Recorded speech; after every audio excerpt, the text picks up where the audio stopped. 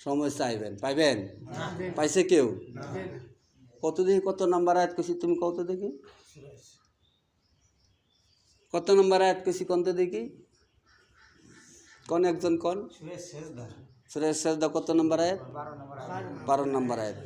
রব্বানা, হে প্রভু, আবসারনা ওয়া সামিনা ফারজিনা নামাল সালিহা।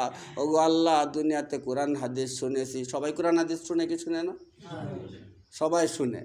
কোরআন হাদিস শুনেছি, নবী রাসূলদের কথাও শুনেছি, বিশ্বাস করি নাই, নামাজ পড়ি নাই। তখন অপরাধ সারেন্ডার হবো, স্বীকার করবো। প্রথমে স্বীকার করতো না, প্রথম জোরাজুরি করবো যে না আল্লাহ সালাত আদায় করছি। কিয়ামতের দিন প্রথম জোরাজুরি করে আল্লাহর কাছে বলবো আল্লাহ সালাত আদায় করছি। ওই যে বছরে একদিন ঈদের সালাত পড়ছে, শুক্রবারে মুসল্লি আছে না নাই? এরাও দাপট দেয়াইব। ওই যে আরেকটা কথা আছে না, যে চুরের চূর্ণিমাগির বড় গলা কয় কি কয় না, এটি কিন্তু হাদিসের কথা বলতেছি না। এরাও কিয়ামতের দিন দাপট দেওয়াবো আল্লাহরে, কি আল্লাহ সালাত তো আদায় করছি। সূরা কলম 42-43 নম্বর আয়াত। সূরা কলম 42-43 নম্বর আয়াত। ইয়াউমা ইকশাফু আন সাকি ওয়া ইয়াদউনা ইলা সুজুদ।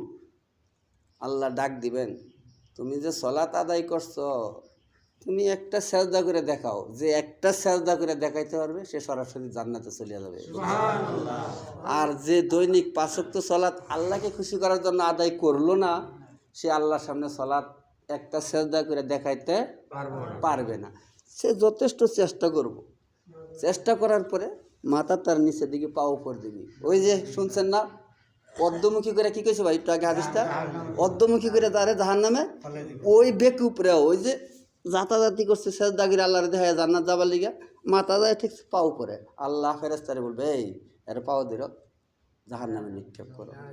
কিন্তু মাঝে মাঝে নামাজ পড়ছে, কি করছে? দেহান্নাম মুসল্লি, ঠাট্টা বিদ্রুপ করছে, আল্লাহকে ভালো করে সময় দেয় নাই, সালাত ঠিক মতো আদায় করে নাই। যাই হোক, তাহলে এই আয়াতে কি বললেন? সূরা আনআম আয়াত নাম্বার 162। কত নাম্বার আয়াত? সূরার নাম কি? আয়াত নাম্বার 162। কুল ইন্নাস সালাতি ওয়া নুসুকি ওয়া মাহইয়ায়া ওয়া মামাতি লিল্লাহি রাব্বিল আলামিন।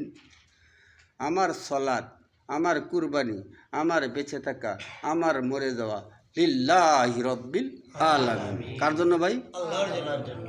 এখন যদি আপনার বেঁচে থাকা আর মরে যাওয়া আর সালাত আর কুরবানি আল্লাহর জন্য হয়, তাহলে নিশ্চিত জান্নাত। আর যদি আল্লাহর জন্য না হয়, তাহলে জান্নাতের আশা করতে পারবেন না। দেখেন, সাহাবীদের কুরবানি, সাহাবীদের সালাত, সাহাবীদের মারা, সাহাবীদের মরা আল্লাহর জন্য হয়েছে। আপনার মারা, আপনার মরা আল্লাহর জন্য হয় না। আপনি দেশ নেওয়ার জন্য, গাছ নেওয়ার জন্য একে অপরকে মারেন।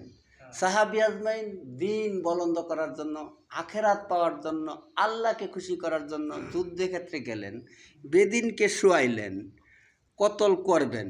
বেদিনের সাথে যুদ্ধ করছে না, কতল করবেন। কতল করার অবস্থায় বেদিন হইল নিচে, আলী রাদিয়াল্লাহু তাআলা হইল উপরে, কতল করবেন। এর মধ্যেই আলী রাদিয়াল্লাহু তাআলা মুখের ভিতরে বেদিন ছ্যাপ মারছে। কি মারছে? থুতু মারছে। কি মারছে? যদি তোমারে আমি মুখ থুতু মারি, তুমি এখন কি আমার জব করবা না ছাইড়া দিবা? কি করবেন?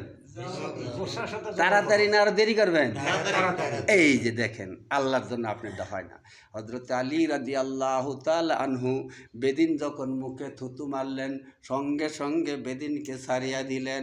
আপনি আর আমি হইলে বেদিনকে ছাড়তাম না, এমনি তোমারে মারতে প্রস্তুত, এরপরে আমার মুখে থুতু মারছো, আর ছাড়ার টাইম নাই, আর দেরি করারও সময় নেই। এইবার বেদিনকে ছাইড়ে দেওয়ার সাথে সাথে বেদিন দাঁড়ায় বলে, ভাই আলী, ব্যাপারটা তো বুঝতে পারলাম না, আসলে তো বোঝার কথাই না, তুমি আমার বাঁচার তো কোনো উপায়ই নাই, তুমি আমার শুয়াইলা, কতল করবা, তুমি কেন আমার ছাড়লা? আলী জিজ্ঞেস করে, এই বেদিন, তোর বাঁচার কোনো উপায় নাই, তুই জানস, জানা সত্ত্বেও তুই কি করি আমার মুখে থুতু মারলি বল? বেদিন বলে, ভাই আমি তোমার প্রতিশোধ নিতে পারবো না, মারা যাব। এর আগে প্রতিশোধ নেওয়ার জন্য থুতু মারলাম। আরেকটা উদ্দেশ্য হইল থুতু মারলে তোমার রাগ বেশি হইলে তাড়াতাড়ি তুমি আমাকে কতল করো বা কষ্ট কম হবে। বেদিনের নিয়ত কি আর আলী রাদিয়াল্লাহু তাআলা আনহুর নিয়ত কি? আলী রাদিয়াল্লাহু তাআলা আনহু পাল্টা জবাব দিলেন, ইন্নাহু আলিমুম বিজাতিস সুদূর। সূরা মুলুক 13 নম্বর আয়াত। বেদিনকে আলী রাদিয়াল্লাহু তাআলা আনহু বলেন, যদি আমি এখন তোমাকে কতল করি, থুতু মারার কারণে করলাম। প্রথম তোমাকে কতল করতে চাইছিলাম আল্লাহকে খুশি করার জন্য। এখন যদি তোমাকে কতল করি, আল্লাহ অন্তরের খবর রাখে। এখন আল্লাহ যদি কিয়ামতের দিন জিজ্ঞাসা করে, এই আলী, তুমি তোমার মুখে থুতু মারার কারণে কতল করিয়াছ, আল্লাহর জন্য করো নাই। তাহলে তাদের ভয় কিরকম ভয়? তারা আল্লাহকে দেখে ভয় করছে। বেদিন এই কথা শোনার পর বেদিন নাই। বেদিন কইতেছে, ভাই তোমাদের ধর্ম না কতই সুন্দর, আল্লাহকে দেখে কেমনভাবে ভয় করো আমি তো বুঝতে পারলাম না। আর দেরি করার সময় নাই, এক্ষুনি তোমাদের রাসূলের নিকট নিয়ে যাও, আমি এক্ষুনি ইসলাম গ্রহণ করব, আমি এক্ষুনি তোমাদের ধর্ম পালন করব, এক্ষুনি ইসলাম গ্রহণ করব। তাহলে বেদিন ইসলাম গ্রহণ করলেন। বেদিন কি করলেন? ইসলাম গ্রহণ করলেন। তাহলে এই আয়াতে 4টা কথাই কইছে, ওই হাদিসের দ্বারাও 4টা, এই আয়াতেও 4টা কথা কইছে। কুল ইন্না সলাতি, কুল বলুন, ইন্না নিশ্চয়, সলাত কার জন্য? আল্লাহর জন্য। ভাই আপনার সলাত আল্লাহর জন্য হয় কিনা? সাহাবীর সলাত আল্লাহর জন্য হয়, আপনার আর আমার সলাতটা আল্লাহর জন্য হয় না। ওই যে 7 দিনে একদিন পড়ার দরকার 5 ওয়াক্ত, পড়ি কয় ওয়াক্ত?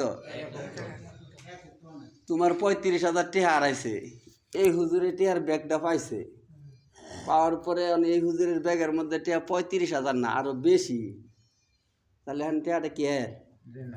তোমার কথা বুঝো না? তোমার টিয়া হারাইছে কয় হাজার? 35।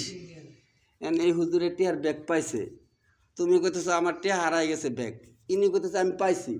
এখন মিলায় দেহে টিয়া হন 35,000 না 40,000। এখন কি তুমি এটা নিবার পাবা? কম হইলে তাও না, বেশি হইলে তাও না। আল্লাহর জন্য হইলেন দৈনিক 5 ওয়াক্ত, তাহলে 7 দিনে কয় ওয়াক্ত? 35 ওয়াক্ত।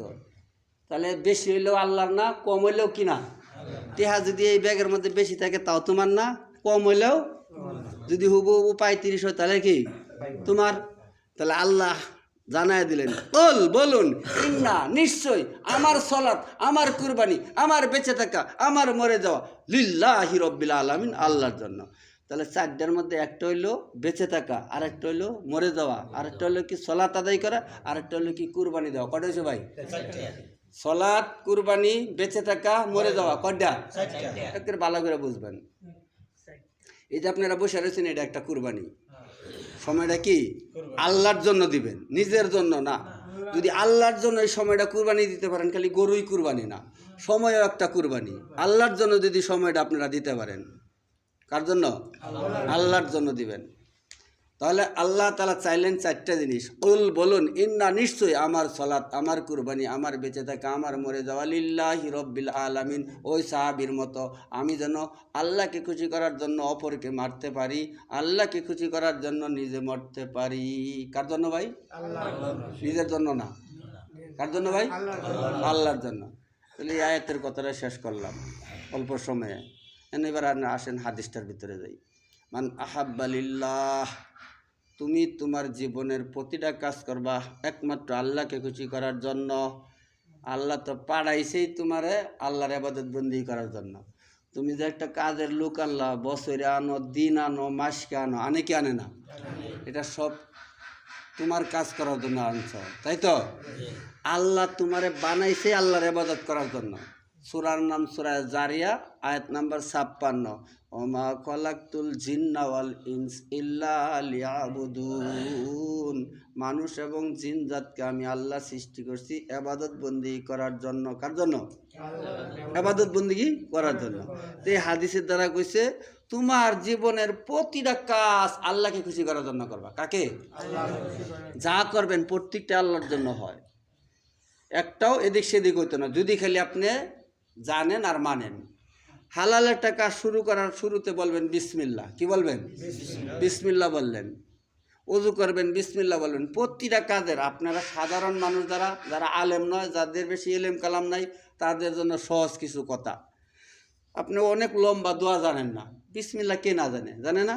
আপনি প্রতিটা হালাল কাজের শুরুতেই শুরু করবেন বিসমিল্লাহ, আর কাজের শেষে ফলার ফল, চাই লস হোক চাই লাভ হোক, কি বলবেন? লস হইলে সুবুর করবেন, লাভ হইলে আলহামদুলিল্লাহ বলবেন। ইন্না ফি যালিকা লাআয়াতিল লিকুল্লি সাব্বারিন শাকুর, সূরা লুকমান 31 নম্বর আয়াত। এর পাশাপাশি হাদিসের দ্বারা বুঝাইছে আল ইমানু নিসফান, নিসফুন সবরু ও নিসফুন শুকুর। ইমানটা দুই ভাগে বিভক্ত, আটানা আটানা। এক ভাগ হইলে শুকুর আর এক ভাগ হচ্ছে সুবুর। এক ভাগ হচ্ছে কি ভাই? শুকুর, আলহামদুলিল্লাহ। আর একটা হচ্ছে কি ভাই? সুবুর। আপনারে ছেলে আল্লাহ দিয়া নিয়ে গেছে, কি করবেন? সুবুর করবেন, ইন্নালিল্লাহ, সুবুর করবেন। আপনার কোনো জিনিস হারাই গেছে, সুবুর করবেন। আপনি ফেরত পাইছেন, আলহামদুলিল্লাহ বলবেন। এটারই বলা হয় ইন্না ফি যালিকা লাআয়াতিল লিকুল্লি সাব্বারিন শাকুর, সূরা লুকমান 31 নম্বর আয়াত। আর হাদিসের দ্বারা বুঝাইলেন আল ইমানু নিসফান, নিসফুন সবরু ওয়া নিসফুন শুকুর। ইমানটা কয় ভাগে বিভক্ত? দুই ভাগে, আটানা আটানা। এক ভাগ শুকুর আর এক ভাগ কি? আপনার অসুস্থতা আসছে, কষ্ট হইতেছে, আপনি সুবুর করবেন। খেয়াল করবেন, নবীদের দিকে তাকাইবেন, নবী রাসূলরা কত কষ্ট করছে, আইয়ুব আলাইহিস সালাম কত কষ্ট করছে, নবী রাসূলদের আল্লাহ তাআলা কত কষ্ট দিয়েছেন, পরীক্ষার জন্য আল্লাহ পাঠাইছেন। এটাই আপনি মনে করেন পরীক্ষা। আপনার জন্য অনেক পরীক্ষা আছে। আপনারে ধনী বানায় পরীক্ষা করব, আপনারে গরিব বানায় পরীক্ষা করব, আপনারে সুস্থতা দেওয়া পরীক্ষা করব, আপনার অসুস্থতা দেওয়া পরীক্ষা করব, আপনারে ছেলে মেয়ে দেওয়া পরীক্ষা করব, আপনারে ছেলে মেয়ে না দেওয়া পরীক্ষা করব। কাউরে আল্লাহ তাআলা মেয়ে বানায় পরীক্ষা করব, কাউরে আল্লাহ তাআলা ছেলে বানায় পরীক্ষা করব। পরীক্ষার কোনো শেষ নাই। অসুস্থ হওয়ার পর আপনি বেজার হইতে পারবেন না, চিকিৎসা করার পর বালা নইলে আপনি রাগ করতে পারবেন না। আপনি অসুস্থ হওয়ার পর চিকিৎসা করতে থাকবেন আর আল্লাহ আল্লাহ বলতে থাকবেন। আইয়ুব আলাইহিস সালাম এত কষ্ট ভোগ করলেন, রাগান্বিত হইলেন না। আর আপনি একটু অসুস্থতা হইলেই নামাজ পড়ে লাভ কি, রোজা করে লাভ কি, আমারই যত কষ্ট। এটা কি শুকরিয়া করলো না? না শুকরিয়া করলো? আর শুকরিয়া করবেন, সুবুর করবেন। আল্লাহ নবী রাসূলদের আপনি এত শাস্তি দিয়েছেন, পরীক্ষা নিয়েছেন, আল্লাহ আমাদের অত বড় পরীক্ষা করেন না, আমরা পরীক্ষা পারবো না পাশ করতে। আল্লাহ আমাদের পরীক্ষাটা আপনি সহজ করে দিন। আল্লাহ কাছে চাইবেন, আল্লাহ আমাদের অসুস্থতা আপনি একটু সহজ করে দিন। আমরা তো পরীক্ষায় টিকতে পারবো না, বেশি কঠিন শাস্তি সহ্য করতে পারি না। আমাদের তো আল্লাহ আপনি বানাইছেনই দুর্বল করিয়া, খুলিকাল ইনসানা যায়ীফা। আল্লাহ আপনি তো জানেন আমরা দুর্বল, আমরা তো এত কষ্ট সহ্য করতে পারি না। আল্লাহ আপনি আমাদের বড় পরীক্ষা করেন না। এগুলো চাইবেন আর সবুর করবেন। রাগান্বিত হইতে পারবেন না, মনে কষ্ট নিতে পারবেন না। এটাই আপনি ইমানদার দাবি করতে পারবেন। তো এবার আসেন, মান আহাব্বা লিল্লাহ, তুমি তোমার জীবনের প্রতিটা কাজ করবা কাকে খুশি করার জন্য? এই হাদিসের দ্বারাও 4টা কথা কইছে। আল্লাহর জন্য আত্মীয়তা করো, এক। আল্লাহর জন্য কি করো? বন্ধুত্ব করো, একে অপরকে মহব্বত করো, আত্মীয়তা করো, সবই মিলে একটা। আল্লাহকে খুশি করার জন্য তুমি কি করবা? আত্মীয়তা করবা, বন্ধুত্ব করবা, একে অপরকে মহব্বত করবা। তুতিমুত্তাম, আল্লাহকে খুশি করার জন্য খাদ্য খাওয়াবা। যা করবা কাকে খুশি করার জন্য? প্রতিবেশীকে না, মানুষকে খুশি করার জন্য না, ছেলে মেয়েকে খুশি করার জন্য না। আরে ভাই, আপনি আর আমি ছেলে মেয়ে প্রতিবেশী খুশি করার জন্য করি, আল্লাহকে খুশি করার জন্য করি না। আলোচনা শুনলে বুঝবেন যে কথা ঠিক না বেঠিক। আল্লাহকে খুশি করার জন্য আত্মীয়তা করো। সাহাবী আজমাইন আল্লাহকে খুশি করার জন্য আত্মীয়তা করলো। নবী রাসূলরা আত্মীয়তা ভেঙে দিলেন আল্লাহকে খুশি করার জন্য। আত্মীয়তা করলেন আল্লাহকে খুশি করার জন্য, ভেঙে দিছে আল্লাহকে খুশি করার জন্য। তালাক দিছে কি দিছে না? তারা ইসমাইল আলাইহিস সালাম তার স্ত্রীকে তালাক দিছে। তার তালাকের সাথে যদি আপনার তালাক মিলে, তাহলে আপনি আল্লাহর জন্য। উমর রাদিয়াল্লাহু তাআলা আনহু তার পুত্র আব্দুল্লাহকে বিবাহ করাইছেন আল্লাহকে খুশি করার জন্য। ওই ছেলের বিবাহের মতো যদি আপনার ছেলেরটা হয়, আপনারটা যদি হয়, তাহলে আল্লাহর জন্য। ওই ছেলেরটা মতো যদি আপনারটা না হয়, তাহলে আপনার জন্য, তাহলে আল্লাহর জন্য না। অদ্দজাহানের বাচ্চা হওয়ার পর আব্দুল্লাহকে বিবাহ করাইলেন গোয়ালনির বাড়ি। তার পুত্র আব্দুল্লাহকে বিবাহ করাইছে কোন বাড়ি? আপনি অদ্দজাহানের বাচ্চা হইলে গোয়ালনির বাড়িতে বিবাহ করাইবেন না। আপনি দেখবেন 4 চাকার গাড়ি বিয়ে বাড়িতে যায় কি না, 100 যাত্রী খাওয়াইতে পারে কি না, উপঢৌকন দিতে পারে কি না, তাহলে আসি নাইলে নাই। তাহলে কি ভাই আপনার দ্বারা আমার ডাল্লার জন্য হয়েছে? অর্ধজাহানের বাচ্চা হওয়ার পর গোয়ালনির বাড়িতে বিবাহ করাইলেন, উজির নাদিরের অভাব নাই, খাওয়া দিতে পারবে কিনা, 4 চাকার গাড়ি তার বাড়িতে যাবে কিনা, রাস্তা দেখলেন না, কোনো কিছু দেখলেন না। উনি দেখলেন তাকুয়া, উনি দেখলেন ভয়, উনি দেখলেন পরহেজগারি। তার স্ত্রীটা কিভাবে আনলেন? আবদুল্লাহর স্ত্রীটা কিভাবে কি দেখে আনলেন? বেটি বলছে মাহ দুধ কম হয়েছে, আবার বলছে একটু পানি দেওয়া পুরা করো। মেয়েটা বলছে মা দুধে পানি দেওয়া যাবে না, উমরের নিষেধ। মায় বলে বেটি জঙ্গলার ভিতরে কুড়ের একটা ঘর, আশেপাশে নাই কারো ঘর, উমর কি আছে, উমর কি দেখবে, একটু পানি দাও। মা এই কথা বলার পর মেয়ে বলে মা যদি উমর দেখে না, কে দেখে? আল্লাহ। কেউ যেটা দেখে না সেটা দেখে কে? আল্লাহ। কেউ যেটা শুনে না সেটা শুনে কে? আল্লাহ। এই কথাটা উমর রাদিয়াল্লাহু তাআলা আনহু মেয়ের মুখ থেকে বলার পর উনি শুনলেন। শোনার পরে উনি দেখলেন এই মেয়েটার ভয় কার আছে? আল্লাহর ভয়। আপনি ভয় করেন রেবের, উনারা ভয় করতেন রবের। আপনি আর আমি ভয় করি রেবের, উনারা ভয় করতেন কিসের? রবের। রেবের ভয় করতেন না, রবের ভয় করতেন। মেয়েটা এই কথা বলার পর আবদুল্লাহর বাবা বলতেছে, উমর রাদিয়াল্লাহু তাআলা আনহু বলতেছে, যদি আমার বিবাহ করার সময় থাকতো তাহলে এই মেয়েটাকে আমি বিবাহ করতাম, যেহেতু আমার সময় নাই, দেখি প্রস্তাব দিয়া আমার ছেলের কাছে বিয়া দেয় কিনা। অর্ধজাহানের বাচ্চা, শক্তি আছে কিনা বিয়া করায় নেওয়া? তাও প্রস্তাব দিলেন, জোরাজুরি করলেন না। অনেক শিক্ষা আছে প্রতিটা কথার ভিতরে। আমরা তো পছন্দ হইলে শক্তি দাপট থাকলে জোর করে বিয়া করে নিয়ে আই, আর পছন্দ না হলে আয় করি। আর যদি পছন্দ আমার হয়, যদি শক্তি থাকে, ওরা যদি নাও দিতে চা, দাপট দেহে নিয়ে আসা করি। আসি কি আসি না? অর্ধজাহানের বাচ্চা দাপট আসেন কিনা? নাই। থাকা সত্ত্বেও প্রস্তাব দিলেন, বিয়া দেয় কিনা। প্রস্তাব পাঠানোর পর চুরের মনে মনে কি ভাই, পুলিশ পুলিশ একটা ডর।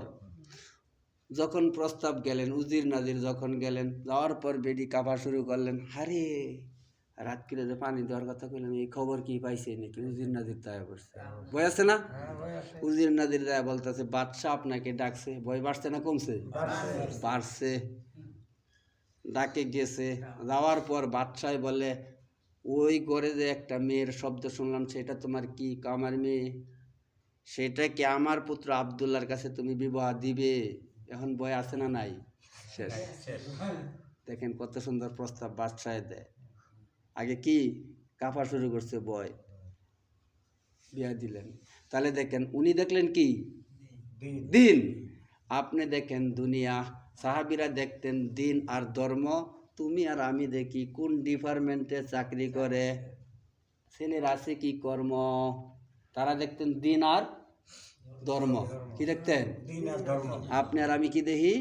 কোন ডিপার্টমেন্টের চাকরি, ছেলের কি কর্ম। তাহলে আপনার আল্লাহর জন্য হয় না। ওই অর্ধজাহানের বাচ্চা হওয়ার পর গোয়ালনির বাড়িতে বিবাহ করাইলেন, উপঢৌকনের আশা করলেন না। যদি আপনিও নিয়ত করেন, যদি আপনিও তওবা করেন, যদি আপনিও অনুতপ্ত হন, যদি আপনি ভয় করেন, যদি পিছনের গুনার দিকে তাকায় ক্ষমা চান, অনুতপ্ত হন, জানা থাকলে বলবেন তো। আপনারা এখানে যদি কেউ যৌতুক নিয়ে বিয়া করেন, হাত তোলেন তো দেখি। টাকা পয়সা নিয়ে শ্বশুর বাড়িতে নিয়ে বিয়া করছেন, এরকম কেউ আছেন? আপনার দেশে আপনি নাই, আরো কেউ আছেন? টাকা পয়সা নিছিলেন? নিছেন? একজনও নাই? মাশাআল্লাহ, মাশাআল্লাহ। আচ্ছা, টাকা পয়সা নিছেন? মাশাআল্লাহ। আচ্ছা, যাই হোক, দেখেন আমি এই কারণে এটাই জিজ্ঞেস করলাম, যদি আপনি নিয়ে থাকেন। আমার এক ভাই আলোচনা শোনার পর যৌতুকের টাকা তার শ্বশুর বাড়িতে নিয়ে গেছে, দেখ যৌতুকের টাকা ফিরাই দিছে। আমার ভাই না বুঝার কারণে যৌতুক আনছে, ওই যৌতুকের টাকা ফিরাই দিবার গেছে, ফিরাইয়া দিয়া তুই আয় পড়ছে, রাখে না। না বেটা তোমার দিছে নিয়ে না, এই থুয়ে গেলাম, থুয়ে আয় পড়ছে। পরে এমনি হাত দিয়া শুরু আবার ফিরাইয়া দিয়া গেছে। যাও, আগেটা দিছিলাম কষ্ট করে, এখন আড্ডা দিলাম খুশিতে। কারণ দিছে কি?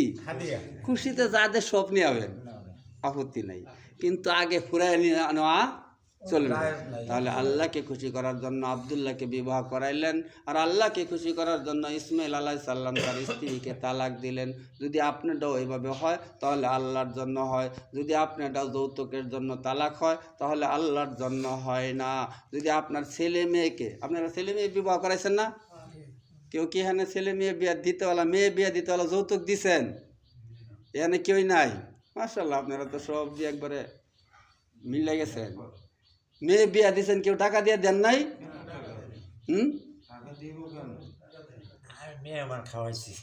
লইতে ভালোও লইছেন না, দিতে ভালোও দিছেন না। ইনশাল্লাহ আমার সাথেও তাহলে আপনার ঘরে মিল আছে।